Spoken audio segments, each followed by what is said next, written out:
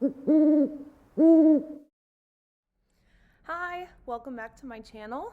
My name is Amy Prokopis. I am a young adult author of the novel The Arena, and I have a new book coming out in the fall that is an urban fantasy. So if you like paranormal things with a little bit of teen drama mixed in, this is the book for you. I'll have a fill-in-the-blank title reveal starting Monday, so that's super, super exciting. And the title will be officially revealed Friday, which is June 3rd, I believe. So that's all the writing updates for me, but that's not what this video is about. So this is how the month of May went for me, the goals that I accomplished and set for myself, and how all of that stuff went. So let's go ahead and let's get into those things first. So to start with reading, I set a goal this month to read 4 books because I'm trying to read 50, I believe it is. I'm trying to read 50 in the year 2022. I think it's 50. So I was trying to up the number of books I read this month to try and get a little bit closer to back on track because I'm a little bit off. But I've read about 3.5 because I'm into one right now. So those books were, I read A Court of Silver Flames. So this month I finished A Court of Thorns and Roses series by Sarah J. Maas. I loved it, and I think the last book, A Court of Silver Flames, was my favorite one. So I really enjoyed this series as a whole, but I definitely think that following the last book was my favorite storyline. I also read Verity by Colleen Hoover. Colleen Hoover's a really, really popular author. She's got lots of books out there. I think she's super funny and entertaining also. I just really like her as a person. I've read a couple other Colleen Hoover books. Verity was not my favorite of the bunch, but I did think it was really interesting. And then I also read another self-published book by a fellow Okie author. I read From the Mouth of Sirens, which is the debut of Abigail Hare, and that book was really good. It's the first in a series for her, I believe. And so if you like The Little Mermaids meets The Hunger Games, if that sounds interesting to you, you'd really like her book. So I enjoyed it a lot. So that's what I read in the month of May. I didn't quite get through that 4th book. I'm reading Malibu Rising by Taylor Jenkins Reid. I love her stuff. I'm a little behind. I haven't read quite all of her newer stuff. I know this book came out maybe a year or 2 ago, so I'm a little behind reading everything that she's put out, but I'm loving it so far. So that'll be a book I talk more about in the June goals video.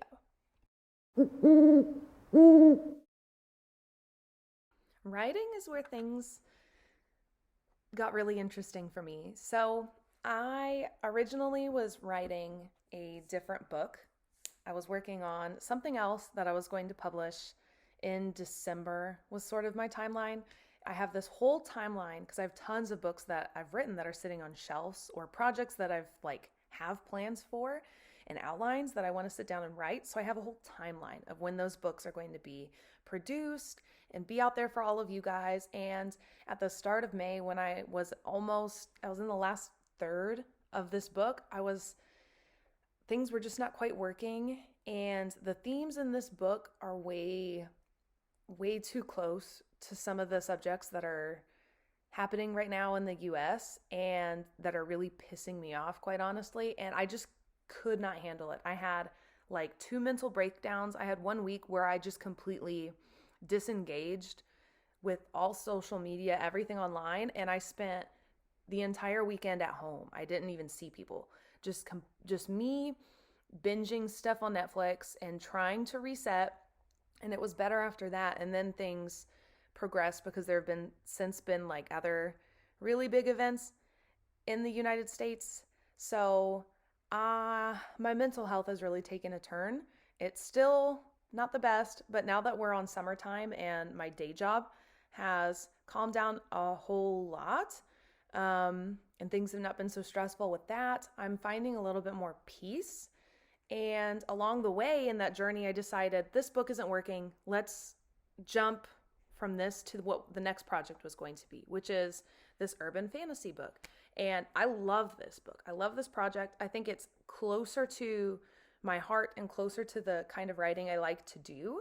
So I think it may even be a better book than The Arena and that kind of writing that went with it. So I think you guys are really going to like it. And I'm so excited to push it out. It's going really well so far.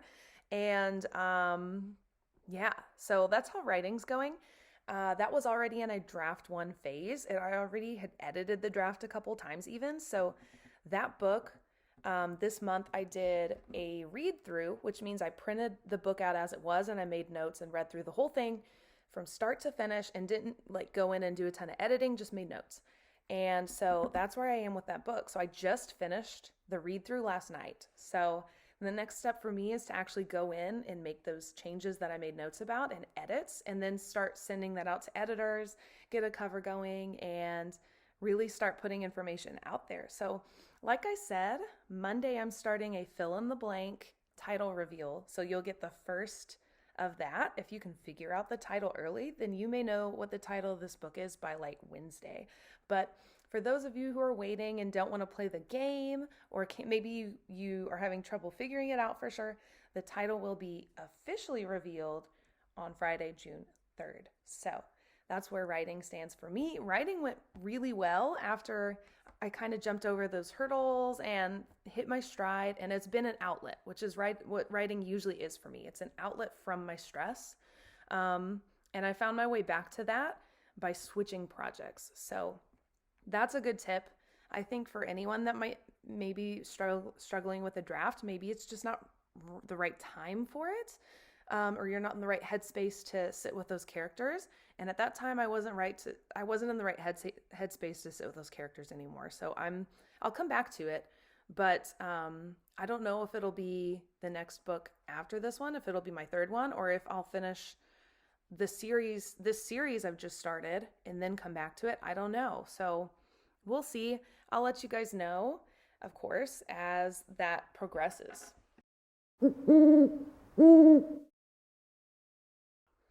Running didn't happen at all this month. I didn't have a single run in May, and I'm kind of bitter about it. The entire reason I didn't run is because my day job was way too demanding. Honestly, it was an unhealthy level of demanding, and that was all the job. That wasn't me like working overtime because I was choosing to work overtime or whatnot. It was strictly because that's what the demands of the job are, and that's unacceptable. And I set a lot of boundaries for myself, and I stick by those boundaries, and it hasn't hindered, I think, my work in any way. It doesn't make me any less of an employee or any like worse of an employee. But the sad truth is that working in education, which is what I do during the day, unfortunately, to get everything done the way that we'd like to, it means that we consistently have to work after hours. It's not the kind of job that you can go to,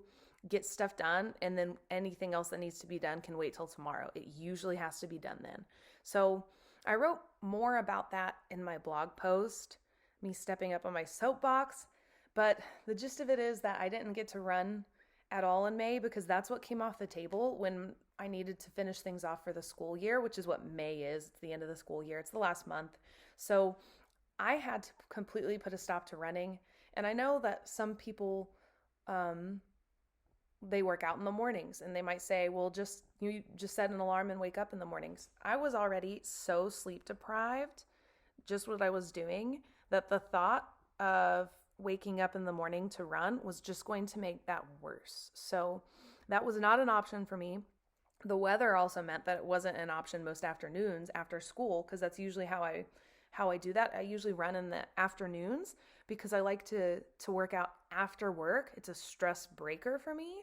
And because my husband right now is working 2 full-time jobs because he's transitioning from one to the other, and he doesn't get home until about 9 or 10 o'clock most nights right now.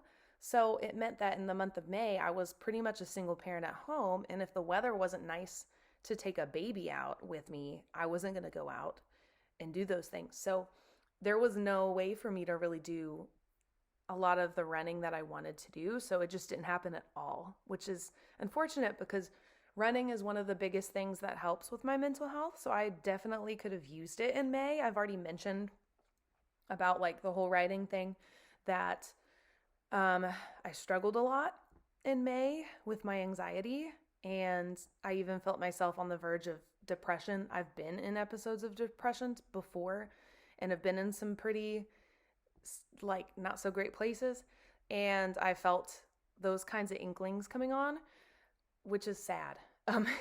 And usually when I run, I can stave off those kinds of feelings, but because I wasn't able to even have the time to do that, it was just difficult to manage all of my workload and keep everything in balance in May. So I found myself giving myself a lot of grace. So the fact that I didn't get any running done was okay, because that was the priority. That was the way the priorities fell.